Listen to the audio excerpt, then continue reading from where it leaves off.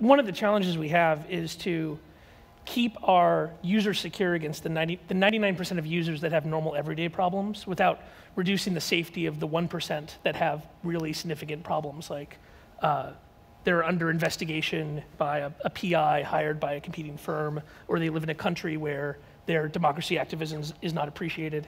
And so it is a real challenge to try to build technology that works in every country, that fits to the local cultural expectations, and then doesn't create weird security issues. So for example, one of the things we try to do a lot, well, this might be embarrassing, but who here has a Yahoo account? I'd be interested to see. Oh, great. So who here, is it just for fantasy football? I'd be interested. Yeah, a couple. So, to create a Yahoo account, one of the things we require now is we require you have a mobile phone number verified with us.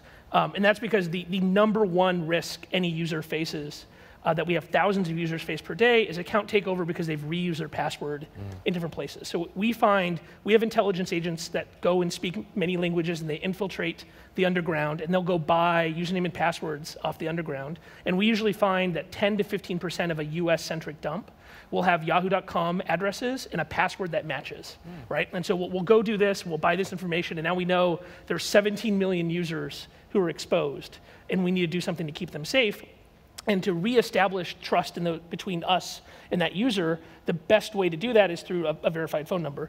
That causes a lot of trouble in other situations. For example, if you're a democracy activist in Hong Kong, we had interesting issues during that time where Flickr was being blocked because photos are being uploaded and such. If the government controls the local phone network, then us allowing you to reset your password because we send you a text message is extremely dangerous for you individually. And so there really is there's no normality between the governments of what is acceptable of how to treat people in cyberspace, right? Like, we have ideas of how police should treat folks. We have ideas of what is considered a fair legal process, and those are certainly not applied equally, but at least you could start the discussion, and there's not even the start of that discussion yet of what is allowed, how much you can spy on your citizens, what can you do with that information, what they have to turn over if they cross a border. And because of that, it puts the tech companies in a position where we need to make the choices that keep people safe as much as possible and keep their data secure as much as possible, and then